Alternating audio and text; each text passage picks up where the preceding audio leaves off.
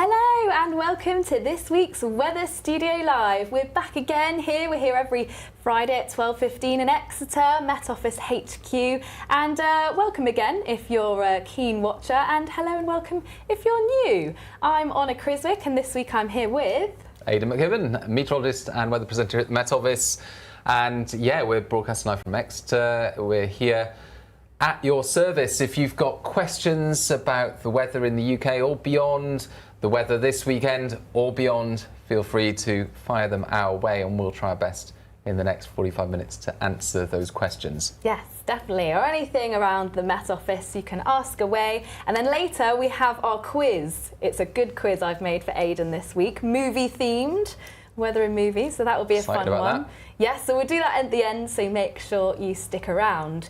But yeah, how's your week been, Aidan? Have you been enjoying the glorious spring sunshine? Not really, because I've been in the office every day. That's true. So yeah, not much scope to enjoy it, because by the time when I cycle in, it's cold. It's been frosty these mornings on my cycle rides in. My heated gloves that my mum got me for Christmas have come in really handy, because it's been one of the longest runs of frosts that we've had all winter, now that we're into meteorological spring. Sounds about right, doesn't it? British weather. I actually did manage to get out in the sunshine on Tuesday. I was working, filming a video that's going to be coming out soon about pollen. So yeah, I had perfect weather for it, out in the sunshine, and got to do a bit of filming there. So yeah, despite working, I did manage to see it. But you're right, it has been cold in the morning, but I don't mind as much when the sun shines out. But it's been a bit cloudier today, hasn't it, for many of us? Well, yeah, in England and Wales, worth saying, of course, that it's been a very cloudy start to March across parts of northern and western Scotland in particular, as well as the rest of Scotland. Northern England, Northern Ireland have seen cloudier skies this week. So it's been sunny for the southern half of the UK, and remarkable contrasts up and down the country. Wattisham in Suffolk and Camborne in Cornwall have recorded their sunniest start to March, sunniest first 6 days of March on record. But that contrasts with Tiree, which has, at the other end of the scale, in Western Scotland, experienced its dullest start to March on record. In their record, which goes back to 1931, I think the Camborne record goes back 46 years. Can't quite remember the Wattisham record, but yeah, these are pretty long records. So remarkable contrast across the UK. And of course, a flip compared with what we saw during February, which was that it was the south of the UK that had so much dull weather in February, whilst parts of northern and western Scotland experienced sunnier than average weather. Yeah, exactly. What kind of skies have you guys been seeing? Leave some comments and let us know. Have you seen the sunshine? Have you been stuck under the cloud? And which one do you prefer as well? We also had some questions from last week, which we can go over. Zolitaire, for example, asked, can we get a tour of this studio and the Met Office offices? Which have we done anything like that before? We can certainly do it if it's not been done. Have you ever filmed a tour? I think there've been some changes to Met Office tours and so on. I'm not the expert on that. It's best to get in touch with inquiries at metoffice.gov.uk and see what the current deal is. I don't know what the current situation is with respect to that, but yeah, thank you for your interest. Yeah, but I'm sure we could always film something, couldn't we? That's something we've been meaning to do, actually, a virtual tour to show people, you know, the two studios that we've got here. We've got this studio, which is a lovely space. We've got the deep dive that we film in here, and then the more traditional green screen studio just next door, both of which have been expertly built and operated by our very talented studio directors. Yeah, and especially this studio, it's recently undergone a little bit of a revamp, hasn't it, with our shelves and our lights. So yeah, maybe we can get something filmed for you so you can take a bit more of a look around. Another question from last week, so do remember, I know we're here live and you can send in your questions live this week, but if we miss it, or if you miss this live, it does still go out and you can still leave your comments and we try and look at those the following week. So Alison Mercer 6133, it was quite a big question, so I'm going to cut it down a little bit, but it was all about the Azores High. So how does it affect UK weather? How is it in charge of summer heat waves? And does it have any influence over the jet stream, for example? Can it deflect it towards Iceland? Want to give that one a go, Aidan? Well, short answer is yes, yes, and yes. It does affect our weather. It does lead to summer heat waves, and it does deflect the weather to the north. Actually, we can show it on the screen because it's one of the 30 common weather patterns that we experience in the UK. There's a full list here, and not here. Which button is it? That one? Or perhaps that one? we got there in the end. So this is the group of islands called the Azores. If you go to Portugal and turn right, you'll find them there. Lovely group of islands. So I've been on holiday there before, and we're going back again this August to show my kids. Really pretty place. But they have this semi-permanent area of high pressure, and just as Iceland often has low pressure, this is a climatological state of affairs here. This is number one, the most common weather pattern for the UK out of these 30 weather patterns. High pressure over the Azores, low pressure over Iceland, and you can see this general westerly airflow. Sometimes the Azores high, I can't quite remember which of these it is. I'm just going to press random numbers until it comes up. Sometimes it builds towards the UK. We'll get there in the end, won't we? You do these off by heart by now, Aidan. I should have practiced this. Let's pretend that's the one. Sometimes it builds from the southwest and starts to affect the UK a lot more, so particularly across southern parts of the UK. But of course, as it builds there, it deflects the lows even further north than Iceland. It deflects the jet stream to the north. And if I put on the temperature anomaly, then you'll see the impact that has at different times of the year. Now, in the winter months, this is January, it shows slightly below average temperatures in the south and southwest. And that's because you're more likely to get clear skies, you're more likely to get light winds, so overnight frosts and the air cooling down day by day. But look at this, if we fast forward to July, you'll see plenty of warm weather there across southern and western parts of the country. And that's not working. Oh, there we go. Number 28, that might be another one that's similar, but yeah, either way, when you've got the Azores high edging towards the UK, in the summer, certainly, it tends to mean that we get fine weather. It's not the only cause of summer heat waves, though, it has to be said. Summer heat waves are also caused by higher pressure over Scandinavia or just to the east of the UK. And actually that kind of situation can cause even higher temperatures because you get more of a southerly airflow. With the Azores high building in, you can still get a bit more of a westerly influence. So it's pleasant sunny spells in the south and temperatures a bit above average rather than proper extreme heat that you can get when you get more of a southerly wind directly from Spain and North Africa, which happens not when you get an extension of the Azores high, but when you get high pressure to the east or over Scandinavia, directing that air up from the south. Yeah, we've done a video about Scandinavian highs done by yours truly. So yeah, maybe we should do one on Azores high and really get into the nitty-gritty of the kind of conditions that it can bring. But yeah, good explanation. Thank you for that, Aidan. One more question from last week, and then we'll take a look at this weekend's weather and have a look at next week as well. This one was from Jimage3894. Jimmy, someone like that. Intrigued by how the jet stream deviates. Is it caused by pressure differences, and does the stratosphere have an influence? Good question, and it's very much a chicken and egg sort of thing. Which one causes which? All these aspects of the atmosphere are constantly interacting with each other. So yes, the jet stream is caused by pressure differences, but at the same time the jet stream causes those pressure differences. So the jet stream causes areas of low pressure to form, which can enhance the pressure differences, and then those pressure differences are moved from one place to another place as the jet stream carries areas of low pressure. And when you've got those pressure differences then at the surface moved on to another place, then that will cause more jet stream increases in another part of the atmosphere somewhere else. So everything's interacting with everything else, which is why we're subject to chaos in the atmosphere. Chaos theory, the idea that a subtle difference at the start of a forecast can escalate into a much bigger difference in 6, 7, 8 days' time, and that's because of these small interactions, and everything's interacting with everything else, so that if a small pressure difference doesn't necessarily happen at the start of the forecast, then it doesn't have that impact on the jet stream, which then doesn't feed back into further pressure differences and so on, and you get this positive interaction, positive feedback going on each day as the forecast progresses. So yes, it's all caused by everything else, basically. Yeah. Nice. Okay, so we're getting a few questions now about the weather for the weekend into next week. In Fringe Fun said, I'm organising a film shoot next week. Which day is it most likely to rain? But I'm not sure you've actually said whereabouts you are. So let us know whereabouts you are. That's in Devon. Fringe Fun. Oh, Devon. Friend of the show in Fringe Fun.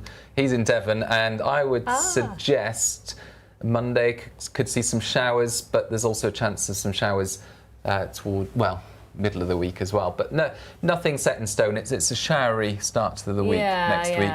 For some, Tom Dixon also asking, are we going to get any nice weather on the way? Currently raining in Newcastle.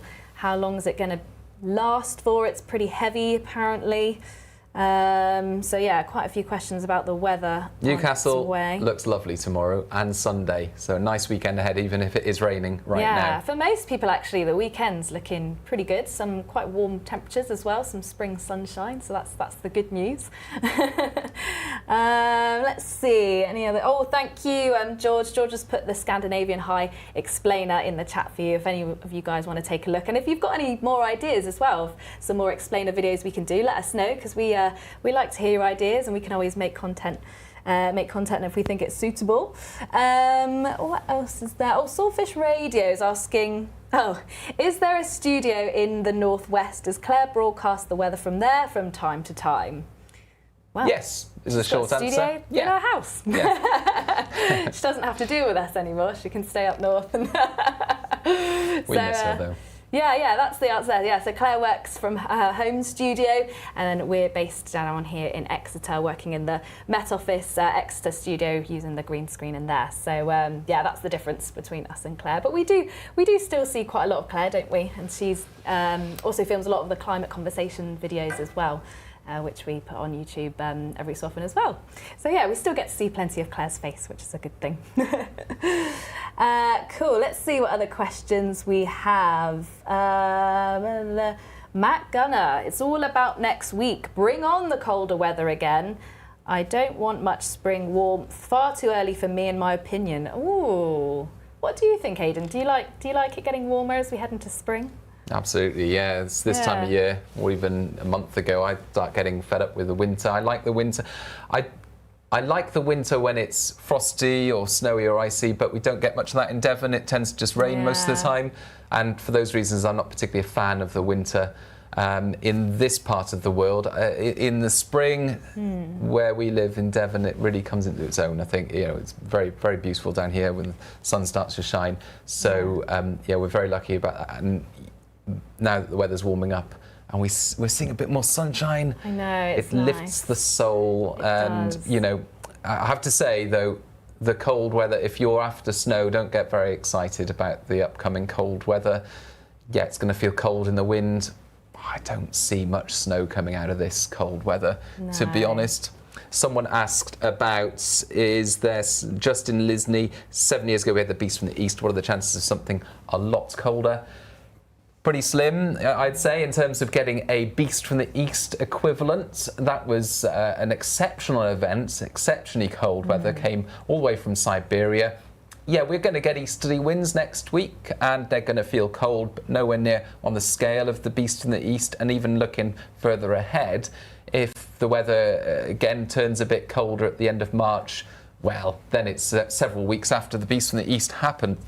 So even less potential for something of that magnitude and of that severity. So I would say very slim chance of having something like the Beast from the East this March, but we are expecting some colder weather. Let's take a look, because before the cold weather arrives, it's actually turning warmer this weekend. Here's the bigger picture. Now, at the moment, we are seeing a lot more cloud across England and Wales, as we mentioned, compared with the week so far. But conversely, Scotland has seen a change as well, and Northern Ireland with less unsettled weather. Throughout much of the week, it's been windy, it's been cloudy, outbreaks of rain, particularly for the northwest of Scotland.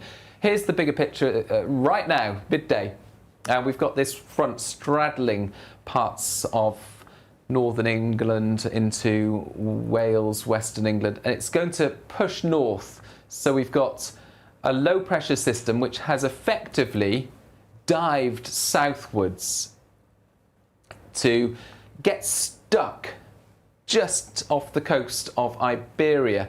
And that's going to remain there for several days. It's already bringing horrendous weather to Spain, Portugal, Gibraltar, and it's going to continue to make things very unsettled. We had flash flooding in Gran Canaria, of course, a few days ago. We're going to see more showers for the Canary Islands. We're also going to see more unsettled weather, wind, heavy outbreaks of rain, thunderstorms across Iberia. So that's a real troublemaker for Iberia. I'm not going to mention Alex Deacon's golf trip to Portugal because that would be cruel, but certainly Portugal will be affected by that low of the next few days. Meanwhile, it is going to provide a bit more of a breeze for the UK going into the weekend, but that breeze is coming up from the south. So we've got this plume of warmth arriving. It's already arriving across the UK today, but it will increasingly turn a little warmer through Saturday and Sunday. And with that warmth, we're going to see plenty of dry and bright weather, actually. So the jet stream is mostly avoiding the UK. It's going to become cut off.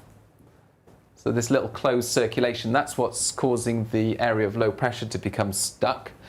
Now, the one exception to the mostly fine weather, well, the two exceptions, the far north of Scotland this weekend will see cloudier skies and outbreaks of rain at times, and parts of the southwest, most especially Cornwall, but perhaps other parts of the southwest from time to time, South Wales, parts of Northern Ireland, could just see some cloud and showery rain move up. But for many across the UK, most of the time this weekend is going to be dry, it's going to be bright, and as I say, it's going to be feeling warm. So let's put some numbers on that. This is how it's looking for Saturday afternoon, 1 p.m, and you can see that low sitting off the coast of Portugal, and there's the UK. So this area of cloud into Ireland and outbreaks of rain. A few showers for parts of Cornwall and Devon, a bit of patchy cloud there into Wales, the south of England. But otherwise, for much of the UK, it's simply a dry and bright day away from the north of Scotland, where outbreaks of rain will be moving from Orkney into Shetland.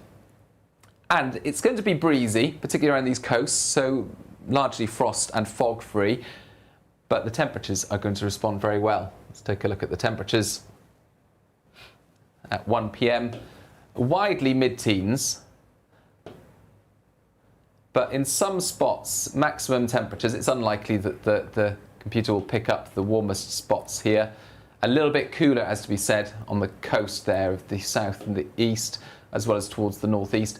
A bit cooler across Scotland compared with recent weather, but temperatures of 15 to 17 widely, and in one or two spots we could get 18, 19. There's a small chance that 20 Celsius will be recorded somewhere this weekend. And yeah, it's going to be feeling pleasant enough in the dry and bright weather. Skip forward to Sunday, and it's more of the same. Look at all that fine weather across much of the UK, away from the north of Scotland, of course, where it continues to be cloudy with outbreaks of rain turning heavier later on Sunday. Showers still threatening the far southwest, but largely avoiding Devon, where, of course, the Grizzly is taking place, which is this famous race, this famous event. It's a 9-mile or 18-mile run through some very rough terrain, and that's taking place on Sunday. And my wife is doing it, so good luck to her and everyone else that is taking part in that. You're not joining her, Aidan, though? I'm not much for a runner. I've got an old knee injury. Yeah. The good news, let's move on. The good news for the Grizzly and anyone taking part is that it's going to be dry, effectively. Wouldn't rule out the odd spot of rain perhaps coming up in some thicker cloud towards the end of the morning into the afternoon, but I'd say most likely it's going to be dry and much less muddy than it was last year, because we've had this dry start to March. It was incredibly messy last year. So yeah, looking good this weekend before all changes into next week. This gives a summary of the maximum temperatures across the whole of the country. So warm on Saturday, warm on Sunday, significantly cooler on Monday. Still the potential for 13, 14 in the south, but by Tuesday, single figures. And that's because we have got this weather system. The low still there to the southwest, but this high near Iceland building in, and that, as it builds in, is going to force east to northeasterly winds across the UK. This low, though, still bringing some cloud and some showers into the south and perhaps some central areas. But as these blues arrive, I think some brighter spells by day, but also widespread frost returning for northern parts of the UK. And you can see how that cold air extends across most of the UK by the middle of the week. Some wintry showers, mostly over higher parts of northern and eastern UK. As I say, nothing like the beast from the east, even if it's an easterly wind, it's nowhere near as cold as that. And yeah, it looks like it's just going to be a cold week next week after the warm and bright weekend. So enjoy the weekend. At least it's on the weekend. I'd rather it was cold while I was at work, I think. Maybe not for you when you've got a cycle here. Paul Skeeling says, lovely weekend to come. Yes, very nice. Absolutely, yeah. And Mike says, so love the Weather Studio Live. I learned so much. Thank you, Mike. And if you guys are enjoying it, make sure to give it a thumbs up. And make sure, if you haven't already, I'm sure many of you have, make sure you're subscribed, and then you won't miss any videos like this that we do every week. So yeah, give it a thumbs up, and then that helps us do some more. Mike Fletcher has asked, is it time to put my gazebo up yet? It's really is the really windy weather over yet? But once again, not quite sure where Mike is. Bit early to make guarantees like that, Mike. You can still get really windy weather through the spring and even in the summer.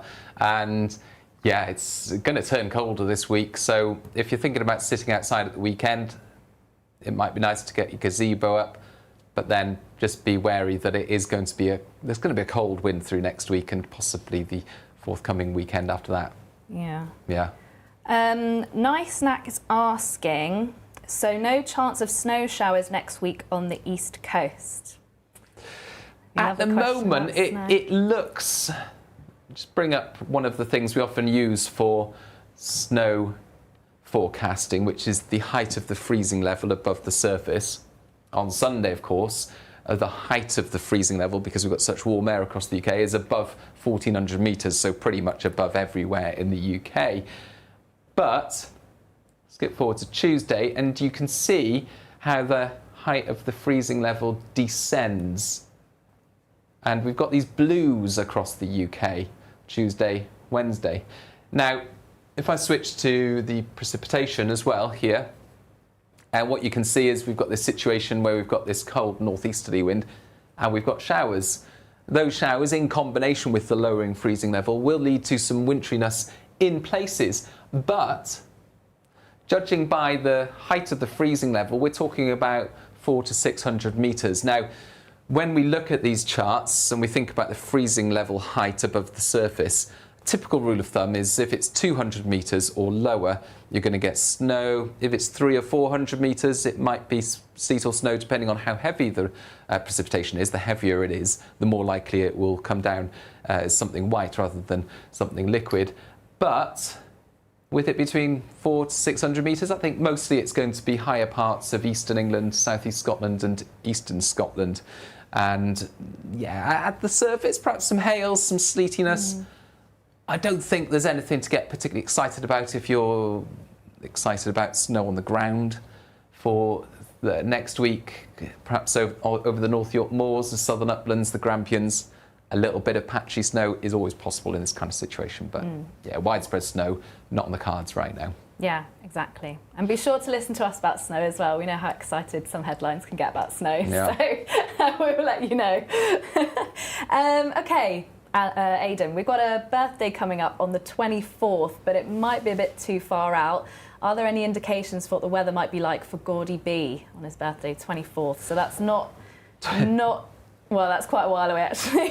It's like that 2.5 weeks away. It goes off the edge of my graphic here that shows the next 2 weeks of weather patterns. Too early to say, I'm afraid, and yeah, I wouldn't like to promise something for your birthday that doesn't deliver. Yeah. Sorry. Ask us in a couple of weeks. Often it's nice towards the end of March, isn't it? You feel the increasingly warm sunshine and the influence from that. Yeah. There we go. He'll tune in next week. Or the week after. Or the week after, yeah. The closer the better. Okay, more technical question, Aidan. We've had quite a lot about the kind of the mention of sudden stratospheric warming and what the implications of this on our weather are. That was also from Gordon. And we've had quite a few questions about it. So do you want to mention about that? Well, this might give Gordon some clues about his birthday, because the effects of a sudden stratospheric warming, if it happens next week, would potentially influence the weather on his birthday. But a lot of uncertainty at the moment in terms of how that would play out. What we can say is that it's looking very likely that there will be a sudden stratospheric warming next week. So what a sudden stratospheric warming is, well, there's a YouTube explainer from the Met Office Learn About Weather channel that goes into great detail, but very quickly from me, you've got a circulation of very strong winds in the stratosphere, so very high up in the atmosphere, above where most of our weather takes place, called the stratospheric polar vortex, and that forms during the autumn as the northern hemisphere cools down, and within that stratospheric polar vortex it contains some very cold air. Now, when that stratospheric polar vortex is very strong, it can act as a tailwind or an influence on the jet stream, which affects our weather. So when that stratospheric polar vortex is very strong, then it can enhance the jet stream and we can have more of a westerly influence. So in the winter, that means rain, wind, storminess and mild weather coming in from the Atlantic. Sometimes this circulation gets disturbed or completely reverses, and when you get a sudden reversal of the stratospheric polar vortex, you can have that cold air in the stratosphere warm up suddenly, and that's called a sudden stratospheric warming. Now, if it reverses, then it means that that wind circulation in the stratosphere isn't having such an influence on our own jet stream, and it can lead to a weaker jet stream. And that's why the chance of colder winter in the weather increases if you have a sudden stratospheric warming. But there's a lag effect, and that lag effect is about 2 weeks or so. And if it's happening at this time of year, 2 weeks after next week, or 10 to 14 days after next week, you're getting towards the end of March when it's warming up anyway. So all it means if there's a sudden stratospheric warming next week is that it could lead to more settled weather for the end of March. It could lead to a weakening of the jet stream, less of a low pressure influence, more settled weather. If that leads to higher pressure over the UK at this time of year, at the end of March, it can lead to some warm spring sunshine. If the high pressure is in a different position, it could lead to some colder winds. But yeah, there's no sign of anything wintry coming out of this at the moment. It just means that later in March, there could be some influence from a weaker jet stream. Yeah. Exactly. I hope that answered a few of your questions, because quite a lot actually coming in about the SSW. They also have a question from Tomo Tomlinson. Hello there. I'm riding from North Devon to Exeter on Monday. Will I get rained on? Love these lives. North Devon to Exeter? Yep, on Monday. Good work, good work. Yeah, I know. Not bad, that. Monday is looking... It's looking a little bit... potential for some showers on it Monday. Is, unfortunately. It's my birthday on Monday, so let's take a look at that. Oh. Yeah, and I was looking at this earlier because I've got the day off. I thought I might have a nice walk or a bike ride, but it does look a little bit showery. It looks like it's going to be a little bit cooler compared with the weekend and a lot more cloud once again. But this is 4 p.m, for example. So, yeah. The showers are further west generally compared with North Devon to Exeter. Let's rewind it a little bit. Yeah, I think mostly they are to the west of Dartmoor, but they're not far. So I'd say expect quite a lot of cloud, generally light winds, chance of the odd spot of rain or shower. Otherwise, it looks reasonable for a bike ride from North Devon to Exeter. Very best of luck with that. Yeah, nice. Maybe bring your rain jacket just in case. Okay, one more question, Aidan, and then shall we move on to the quiz? Want to go global? Love to. Someone's asking, so this is Weather Fans Michael, what's the latest with cyclone Alfred hitting the Gold Coast of Australia? Good question, because that is expected to make landfall later today. It's a tropical cyclone in Australia, but their definitions of tropical cyclones and wind thresholds slightly different to what we often hear about to do with hurricanes. This has mean speed of at most 60 miles an hour. So in, for example, the North Atlantic basin, this would be considered as a tropical storm. Wind speeds are not expected to be so much of an issue, but the biggest concern would be the rainfall, because a truly exceptional amount of rainfall is expected. Let's take a look at it on the bigger picture. Move the globe all the way to the side. Here we go. Now, what's happening at the moment is Alfred is just off the coast of Brisbane, and as you can see, it's going to move in and make landfall later today, but with some very intense rainfall affecting this area over the next few days. And the rain just continues through the weekend, and that's the main issue. That's the biggest cause for concern, is the rainfall into Brisbane and these areas. You can see how that rainfall, the bright colours here, just remaining through the weekend. How much rainfall? Well, I can give you some figures. If I put on the rain accumulation graphic, this is going to show you the 24-hour totals each day. Move to Australia.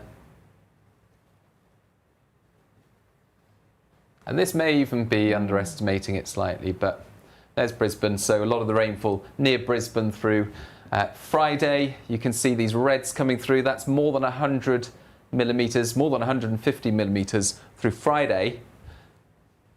Saturday, again, 100, 150 or more in places. And Sunday, yet more rain. Moving forward to Monday, still some rain, but by this stage it's easing. Total rainfall, 250 to 500 millimetres in places, and as much as 800 millimetres for some spots. So for the river network, that's the biggest risk.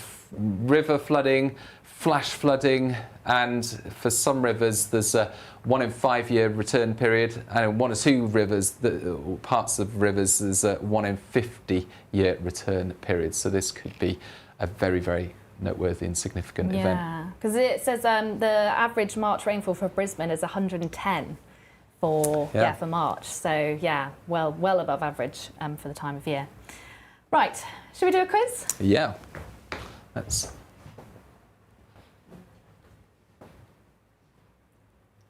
do it. Okay. You're waiting for me to press that button, aren't you? There you go. I was waiting for the little tune, but it didn't happen. Do you know what? You could sing it. Shall we sing it? Do do do do do do do do.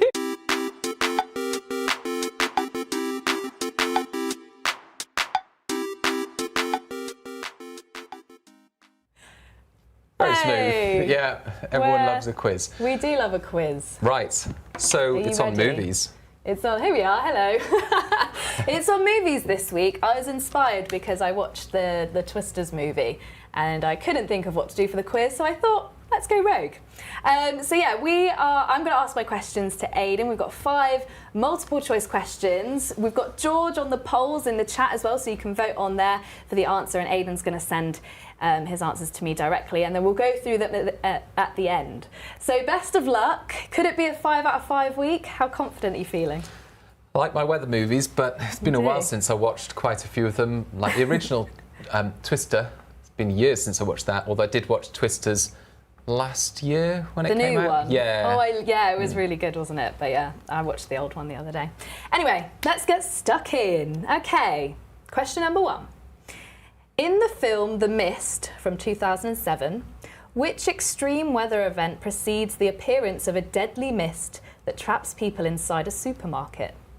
Stephen King wrote, was it a book or short story? Anyway, it came from a Stephen King idea, and I have watched. Okay. Have you seen the movie? I've watched it, a long time ago. What was the question again? Sorry. Concentrate, Aidan. Right. Okay, in the film The Mist, which extreme weather event precedes the appearance of a deadly mist that traps people inside a supermarket? So is it A, a thunderstorm with hail, B, a freak tornado, or C, a lightning storm? So which one takes place, and then there's a deadly mist? Well done, George. The polls are in the chat. Have you guys seen the movie? Do you know what the answer is? Swordfish Radio says no cheating. No cheating, anyone? Let's take a look. Oh, some people are voting. Oh, okay. Thunderstorm with hail, 43% so far. Lightning storm, 41% so far. Mark Vaughan Weather thinks a tornado. Bruce Duthie thinks A. Cry says lightning. So that was C. Interesting. Okay, so let's move on. I think you'll know this next one. So question number 2. In Twister 1996, what is the name of the device used by storm chasers to collect data from a tornado? Is it A, Dorothy, B, cyclone, or C, vortex? We know this one, right? We know this one. Okay, so for the last... I know that one. I am very confident. Okay. So for the last one, 40% of people went for a lightning storm. That was the highest answer. Okay. So we'll see too. Not what I went for. Right. Okay, Swordfish Radio says easy. Gordy B says vortex, question mark. Bruce Duthie says A again, so that'll be Dorothy. Okay, so feeling good so far? I am, yeah. Quietly confident. Okay, nice. Right, let's move on. Question number 3. In The Day After Tomorrow, 2004, which global event triggers a massive climate catastrophe, including superstorms and a new ice age? Is it A, the melting of the polar ice caps, B, a sudden eruption of a supervolcano, or C, a disruption in the Gulf Stream current? You were typing before I'd even gone through the answers. Full confidence this week from Aidan. Okay, right, the poll is in there. Sorry, probably moving through a little bit quick. But for the last question, 68% of people went for Dorothy. Mike says he's very confident. Okay. Yeah, a few people going for answer C for that one. Have you seen The Day After Tomorrow? I've seen all the movies you've said so far. Have you? Yeah. I think Love I've a weather seen movie. the list, but I'm not sure. I'm pretty sure I've seen it, but if I have, it would have been a while ago. Okay, let's move on. Oh, Yorkshire Biker says not so confident. Swordfish Radio, great film, but can't remember the cause. Yeah, it happens right at the beginning, doesn't it? Okay, next one. Yeah, let's go for it. Number 4. In The Perfect Storm. Seen it? That's good. From 2000. Which real-life weather event does the film's storm closely resemble, famously affecting the North Atlantic? Ooh. Was it A, the Halloween nor'easter, B, the Great Atlantic Gale, or C, the 1991 Perfect Storm? Oh! Oh! Is that a trick question? Possibly. Okay. Yeah, completely unrealistic Day After Tomorrow. We don't always want realistic in our movies, do we? Okay, Swordfish Radio might be a clue in the answer. Tom Dixon saying B, Jonathan saying C. I'm a bit suspicious. It just sounds too easy. Ruth Duthie says C. Quite a few people going for C. That's a guess from me again, from Yorkshire Biker. Okay, well, 70% of people now have gone for C. Did I throw you off with that one? Just because it was too obvious, but then I've been burned before by thinking one of your questions was too obvious and got it wrong. I cannot be trusted. Okay, final question. Are you ready? Yep. In A Quiet Place 2018. You seen that one? How does the weather play a role in the survival tactics of the characters? Is that the one where they can't make any noise? Yeah, I've seen that. Always the monsters. And all the sequels. Yeah. Do you like movies, Aidan, by any chance? I do, yeah. Okay, so in The Quiet Place, how does the weather play a role in the survival tactics of the characters? Is it A, they use lightning storms to mask their movements? B, they live underground to avoid a heat wave? Or C, the characters rely on fog as a cover from the alien creatures? Well, we know they don't do that in The Mist. If you've seen it, don't go into the mist. Okay, well, Tom Dixon's saying A, Matt Gunner's saying C, Bruce, Gordy B, Jonathan Martin all saying A. Okay, B, Mark Vaughan says. Did you like that quiz? I liked it, yeah. Did you like it because you knew all the answers? I prefer a movie quiz than a weather stats quiz, that's for sure. Yeah, because it's kind of weather themed, but some of the weather is not technically correct. Disappointed it's over. We do a few more if you like. Okay, let us know how you did at home. We'll go through the answers now. From the polls, it looks like most people have done pretty well. So I've got a 5 out of 5 feeling, but let's have a look. I haven't actually looked at the answers you've sent me. Let me get them up. You wouldn't be watching the Weather Studio Live if you didn't like a bit of jeopardy. Like, who's going to speak next? Exactly. They're going to press the right button. Yeah, whose face are we going to be zoomed in on? Oh, it's me. Okay, shall we go through the answers? Oh. Okay, number 1. In the film The Mist, which extreme weather event precedes the appearance of a deadly mist that traps people inside a supermarket? The options were thunderstorm with hail, a freak tornado, or a lightning storm. You went with hail. Oh. Well, I've got the answer written down as a lightning storm, but I suppose that's technically right because I said thunderstorm with hail. Yeah, it's been a while since I watched it. I mentioned specifically the lightning. Image of there's a supermarket, I think, and there's some hail or something. Yeah, so it is. Was there hail? Well, the answer was a lightning storm, so I think it's the lightning, and then. But I maybe I'll give you half a point because that's technically right. But there was no hail, but there probably was if it was a real life thunderstorm. Okay. And a real life deadly mist. I'll give you half for that one because I feel mean. That answer wasn't totally obvious. But what did you guys get? Let's have a look. Did anyone get that one? Oh, Gordy B's got 1 out of 1 already. 40% of you said lightning storm. Okay, so that's good. That's good.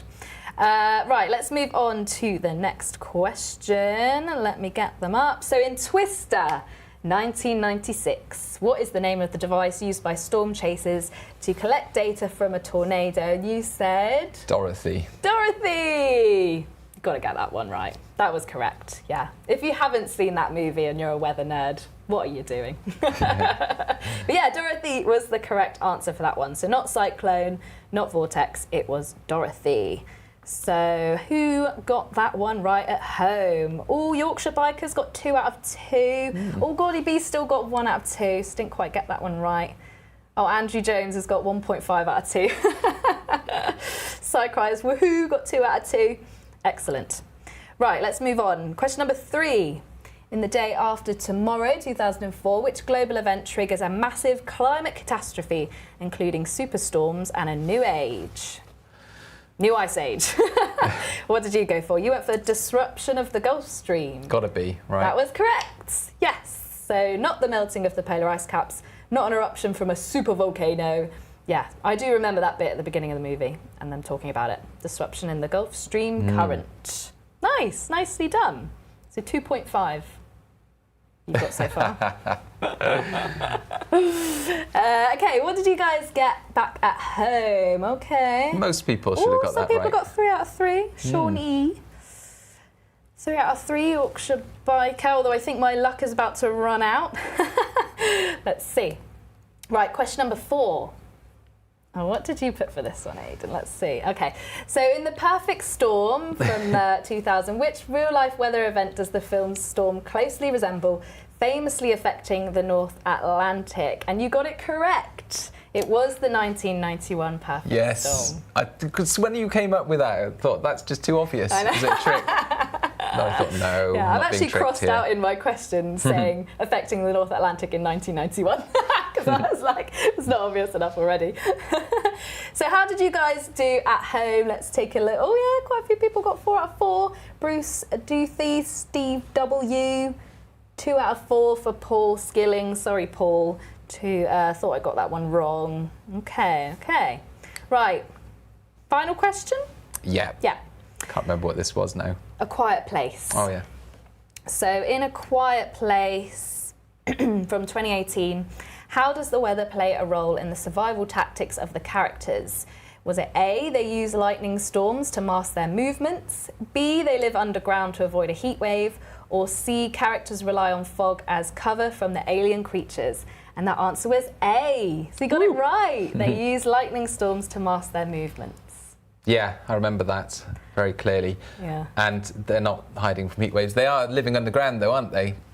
to mask their sound. Did they? Oh yeah, they do. They do, yeah, but not from the heat wave. And then, yeah, I guess you could maybe... Oh no, the fog wouldn't work, would it? Because they've got to be quiet. It's not that they need to hide. Exactly. So, yeah. Nice, okay. So I feel mean giving you 4 out of 5. Oh, I'm okay with that. Okay. I'm okay. I've had worse. I think that must be the best one because no one's got 5 out of 5 yet, have they? So that must be the top score so far. So well done. I'm glad you enjoyed that quiz. Let's see what you other guys got. In Fringe Fun says room for improvement. Liam Parker got 3 out of 5. Paul Skilling got 2 out of 5. Did anyone get 5? Oh, Cycry got 5 out of 5. Well done, Cycry. Congratulations. Oh, Mike also got 5 out of 5. And Steve W, woohoo, 5 out of 5, first time. Lots of movie buffs in the comments. Yeah. Brilliant. Yeah. Oh, okay, I'm glad you liked that quiz. I wasn't sure whether to do it or not, but yeah, I'm glad you liked it. Well done.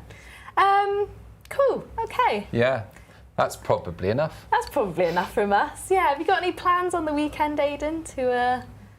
No, just take it easy. I'm taking it easy. Obviously, my wife's taking part in the Grizzly, so we're going to go and watch. Yeah, that's in Seaton in Devon. And, you know, thankfully we won't be watching in the rain. She won't be running in the rain. So we're looking forward to that. And then, yeah, easy afternoon on Sunday after that. And then my birthday on Monday. Yay! Happy birthday for that. Oh, you did get quite a few happy birthday messages, actually, while you were up there. Oh, thank you. Yeah, it's very nice. Hopefully you have a nice birthday. I'm not doing much either, but I'm going to try and go for a walk and enjoy the sunshine while it's here and before it gets too chilly. Brilliant, good idea. But yes, thank you for joining us. If you haven't already, please make sure to give this video a like. And if you missed most of it, don't worry, we're still going to upload this video later, so you can still watch it back and you can still leave some comments if they weren't answered today. Oh yeah, and we're on Spotify now, aren't we? And yes, if you don't want to watch it on YouTube, you can watch us on Spotify. We now have a Spotify channel where you can watch our videos back, not just the Weather Studio Live. We've also got most of our videos go on there now, actually, don't they? I think our deep dives and everything and our everyday weather videos go on there. So yeah, who knew? We've really gone up in the world, haven't we? I honestly didn't know you could watch videos, let alone weather forecasts. No. But you can. You can get this and much more on Spotify, WhatsApp as well. Yeah, on WhatsApp. We're on there. Threads, you name it. We're everywhere. We're everywhere. You can't get rid of us. Yeah. Then of course, yes, here on YouTube as well. So we will be back next week. I think it's me and Alex Burkill next week. That'll be like my 8th live in a row. So I'm sorry if you're sick of seeing my face. But thank you for joining us this week, and we'll be back next week with more content, and of course back again on Friday for another Weather Studio Live. Have a nice weekend. Bye-bye.